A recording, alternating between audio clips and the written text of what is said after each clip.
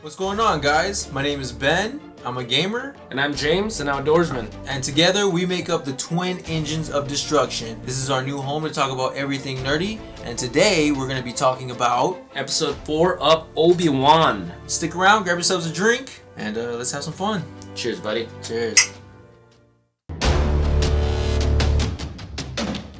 So yeah, very short and sweet. Really enjoyed it. There's a lot of really cool stuff. I like the opening scene, the parallels between Obi-Wan and Vader.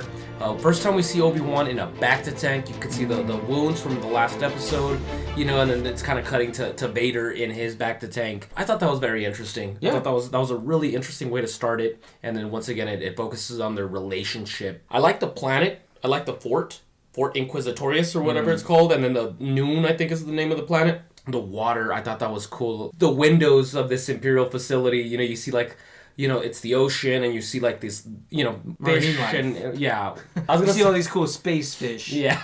And of course, Obi-Wan, like you said, like just sneaking through there, you know, very Metal Gear. I got a lot of Rogue One vibes because of course, you know, this little group of people are sneaking into a facility, which is undercover mission. A staple of Star Wars. If there was a couple of nitpicks, which I really don't have any. It was such a short show when it was so deprived. You said that you didn't like how she was Reva was interrogating. Oh yeah. That is a little goofy. It's like she's trying to get information off a child who she herself ordered to be kidnapped from her own home, her planet, like 2 days ago. Yeah. Like, what, did you think Leia started the path? I get it. Like, oh, you've been with Obi-Wan for the last 48 hours. Like, he must have told you everything about his life. Tell me what kind of cologne because I can smell it on you. Dude, and Leia holds out strong. I would have been like, bro, give me 5 Oreos and I'll tell you everything you need to know. She's strong in the Force. We know that because she's the daughter of Anakin. But how come no Inquisitors, can pick up on it? Yeah, I thought the same thing. Or even Obi-Wan being in the facility. I thought that was weird too. I thought about that and I was like,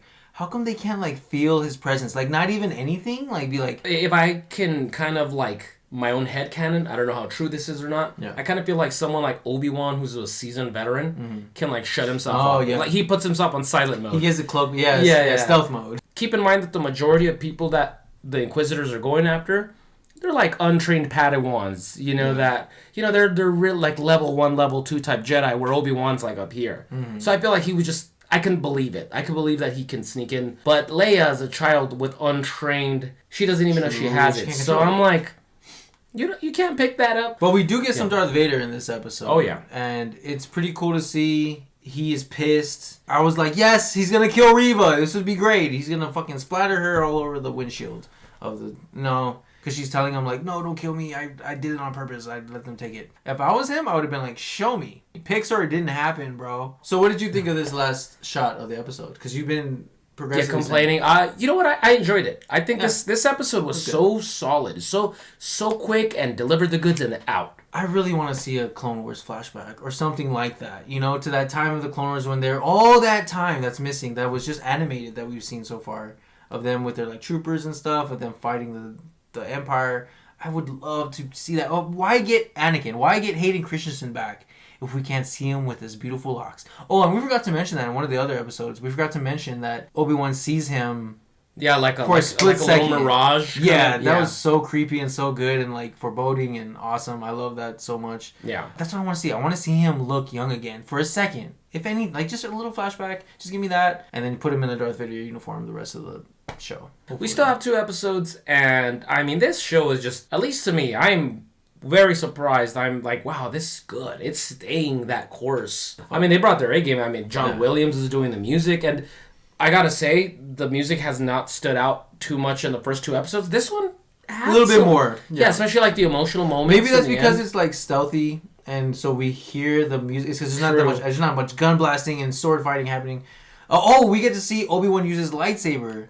We get a great hallway scene of him using his lightsaber against the stormtroopers and the stealth bot or the seeker bot or whatever the fuck it's called. Seeker droid. And that was great. Yeah. Great to see him finally come back into action.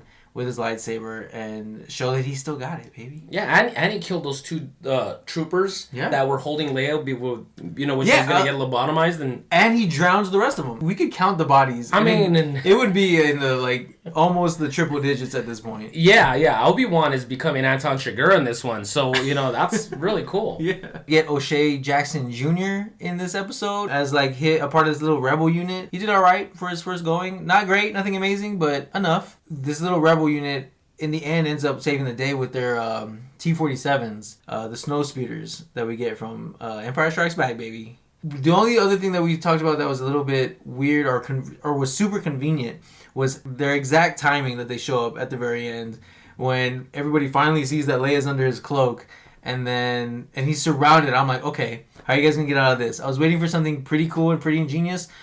It turns out to be just convenient writing. Yeah, you know how you mentioned earlier about force users can't you didn't sense him? This fort doesn't have a radar. Hey, there are 2 unidentified crafts flying in here. Oh my god, I didn't think about that. Yeah, that and it doesn't have any kind of guns. They just as soon as they got launched out of the bay, all the Inquisitors, all the stormtroopers just watch had to be like, oh no, this guy. They don't have a tractor beam. They don't have any guns on there to shoot at it, defensive weapons, nothing. And they say that in the episode. They do say that to their credit. This base doesn't have any defensive somethings or whatever because they don't think anybody's smart enough to attack it. But I mean, come on, it's basic defense 101. Yeah, have some guns on your fucking outpost. The 5th brother or whatever his name is just continues to be just pointless. Yeah, he just I told you we were gonna do the thing. You didn't do the thing. Where'd they go? You let them get away. And that's it. That's all he does. Now we'll never find them. Now we'll never Tokyo drift. That's what he said. He's just pointless to me. It's are you holding him off for a really awesome scene? They have to be waiting to I think they're waiting for a showdown. We're gonna see an Obi-Wan Darth Vader showdown to end it all, and we're gonna see a Reva third sister, fifth brother showdown. Okay, folks. Well, that is about it. A very short and brief episode. So this is a very short and brief review. Oh, last but not least, we didn't give our ratings. I'm gonna go with a 7. Really? I'm gonna go with a 7. It towed the line with the rest of them. Nothing amazing. Got the job. It did its job. It didn't overstay its welcome. But it wasn't anything that would make me want to make it an 8, like the last episode. I'm going to go with an 8 out of 10. I'm going with an 8. Like you said, nothing big happened. But at the same time, my confidence in this team is growing. Yeah, exactly. It's like a stock market thing. It's you're getting some returns on your investment. Yeah, exactly. It's I like the competence, the cinematography, the directing, all that stuff that I know that they're holding some really great stuff for the finale. So once again, I'm giving it an 8 just because it gives me good feelings. I don't gotta worry oh man, where's this going? I'm worried about this once again, Book of Boba, how I keep kicking that show to the ground. If I started watching this series cautiously optimistic, I am very much more optimistic. Exactly. All right. Well, guys, that's pretty much it. That's going to do it for this review. Thank you guys so much for watching. If you guys enjoyed it, please give it a like. We got to start saying that at the beginning of the episodes. Yeah. Please give it a like, guys. It'll really help us out. We're just starting, like I said, Baby Boy YouTube channel. You can find us here, Gangsta Puffs, Junkyard Fox, Ben, James. I have my own gaming channel. James has his own outdoors channel. Make sure to check those out if you guys are interested in us and our personal affairs. This is going to be the place for everything nerdy, Star Wars reviews, Marvel. I really would like to review the new Predator movie, Prey, that comes out in a couple of months. I'm a Predator guy. Yeah. You're not going to believe it, but when we make that review, I'm going to bring every single one of my Predator figures up here. It's going to fill the whole table. Yeah. I'm a big sci-fi guy, so... Like, comment down below, agree, disagree, what you liked, what you didn't like. Yeah, let us know, guys. And that's about it, folks. Have a good one. Enjoy your day. Enjoy a cold one. And cheers, everyone. Cheers. Buddy. Now go outside and get your Now go inside and take your shoes off.